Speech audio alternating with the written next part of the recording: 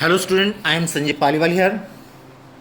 Let us learn about the chapter Materials, Metal and Non-Metal, that is fourth chapter of science in class 8.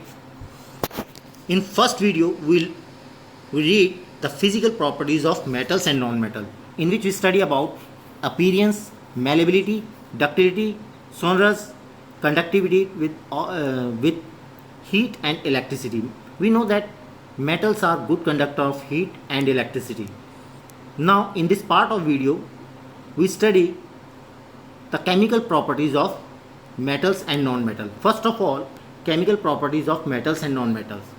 हम सब जानते हैं कि अगर आयरन को अगर हम कुछ दिनों तक एयर में ओपन में रखा छोड़ दें तो उसके ऊपर एक ब्राउन कलर की कोटिंग आ जाती है, that is rust, because metals react with oxygen to form oxide. In this what is आपने क्लास 7th के अंदर भी पढ़ा हुआ है कि रस्टिंग क्या होती है. Rusting is a chemical process in which iron react with oxygen to form ferric oxide in the presence of water. Similarly, magnesium react with oxygen to form oxide. Metals जो भी हैं वो ऑक्सीजन के साथ करके ऑक्साइड्स बनाते हैं और they are basic in nature. इनका हमको चेक करना हो ये एसिडिक है, बेसिक है, इसे थोड़े अमाउंट को लेकर के वाटर के अंदर मिक्स करते हैं और इसके अंदर एक लिटमस टेस्ट करके देखते हैं. If blue litmus turns into red it is acidic. If red litmus convert into blue colour then it is basic. तो अगर हम एक्टिविटी से चेक करेंगे तो हमको पता लग जाएगा दे आर एसिडिक और they are basic. Similarly copper में भी ऐसा ही होता है. When copper is expose to moist air for the long period it acquires a dull green coating. इसके ऊपर एक ग्रीन कलर की कोटिंग आ जाती है. This green material is a copper hydroxide.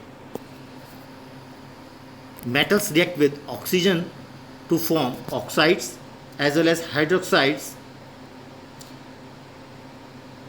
You must have observed that a red litmus turns blue then it is basic in nature. Magnesium is basic in nature.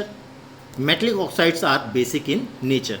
तो पता लगाने के लिए हमको क्या करना होगा, इन ऑक्साइड्स को लेते हैं और उसमें ब्लू रेड लिटमस डाल के देखेंगे. If it turns blue then we can say that they are basic in nature. If blue litmus convert into red then they are acidic in nature. So metals जो hydroxides बनाएंगे they are basic in nature. इसको हम activity करके भी देख सकते हैं. अब हम आते हैं आगे. देखिए the name of the product form in reaction of sulphur and oxygen. अब नॉन मेटल्स के बारे में पढ़ते हैं. Sulphur is a non metal. Sulphur को हम जब बर्न करते हैं ऑक्सीजन में it becomes sulphur dioxide gas. This gas dissolve in water that make sulfuric acid. It means non-metals react with oxygen to form oxides. They are acidic in nature to form equation देखिए sulphur dioxide यानी SO2 plus water it makes sulphonic acid sulphurous acid. Sulphurous acid turns blue litmus to red. It means they are acidic in nature. जितने भी non metals हैं वो oxygen के साथ reaction करके oxides बनाते हैं. If it dissolve in water they form acid. आपने एसिड रेन के बारे में पढ़ा है. तो lot of sulphur dioxide, nitrogen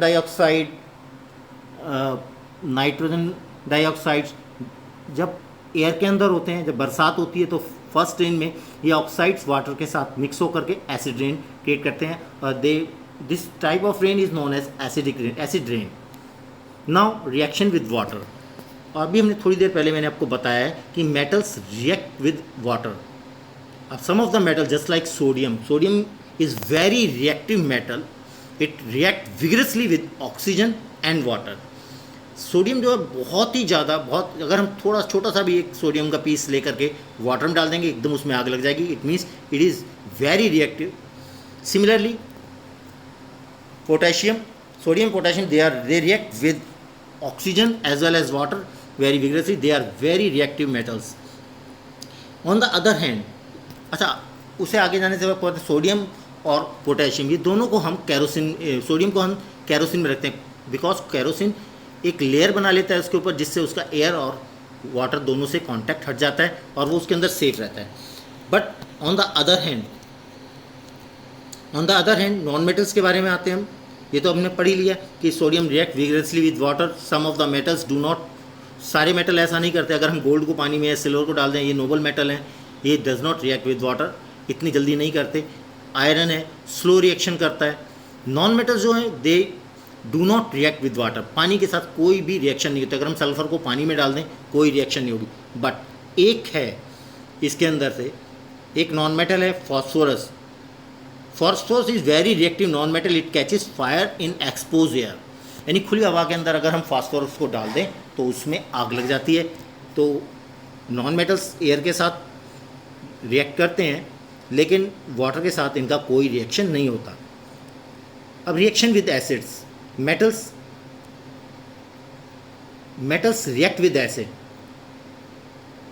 अब देखिए इसमें यह found that the non metals generally do not react with acid. Non metals जो हैं एसिड के साथ रिएक्शन नहीं करते, while metals react with acid to produce hydrogen gas.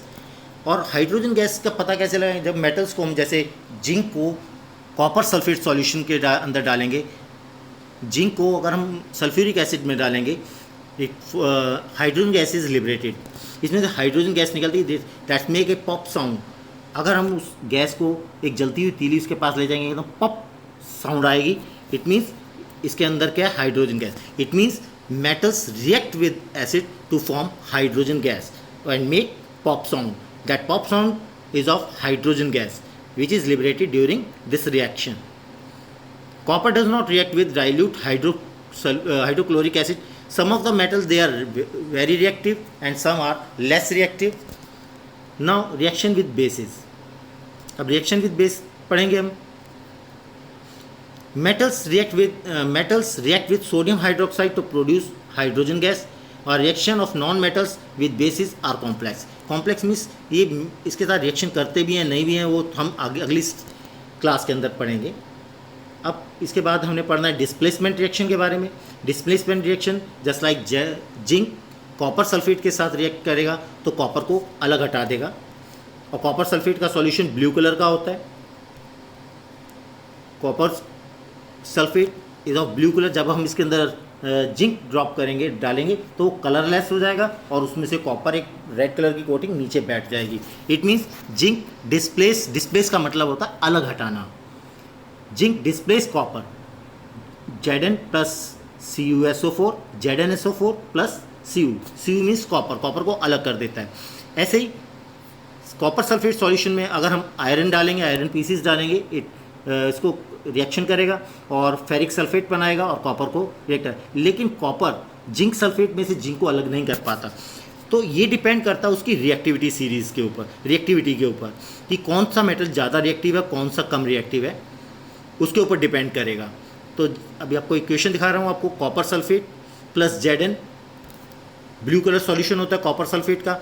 जब हम उसके अंदर जिंक डालेंगे तो it become zinc sulphate and copper को डिस्प्लेस करेगा। That is known as displacement reaction, means अलग हटाना। अब रिएक्टिविटी मैंने आपको बताया था कि आयरन भी कॉपर सल्फेट में से कॉपर को अलग कर देता है। तो इन दोनों में कौन सा ज़्यादा रिएक्टिव है? सबसे ज़्यादा जिंक, उसके बाद आयरन और उसके बाद कॉपर। कॉपर जिंक सल्फेट में से जिंक को डिस्प्लेस नहीं कर सकता। ऐसे ही फेरिक सल्फेट में से कॉपर फेरिक सल्फेट में से आयरन को फेरिक को अलग नहीं कर सकता। It follows the definite rule on the basis of facts. Facts के ऊपर आधारित है। The rule here is zinc is more reactive than copper and iron. More reactive metal can replace less reactive metal. जो ज़्यादा reactive metal है वो less reactive को displace कर देते हैं। अब हम इसके लास्ट पार्ट में आएंगे, uses of metals. We know that metals and non metals दोनों का यूज़ हमारी लाइफ में बहुत ज़्यादा है। हम सबको मालूम है हमारे पास आसपास जितनी भी मटेरियल्स हैं ऑलमोस्ट ये मेटल से बनी हुई हैं या नॉन मेटल से बनी हुई हैं। For example automobiles, aeroplane, machinery, train, satellite, industrial gadget, cooking utensil, water bottles, water boilers, they are all made by metals. और इसके अलावा भी there are different uses of metals to producing sound on the basis of their physical and chemical properties.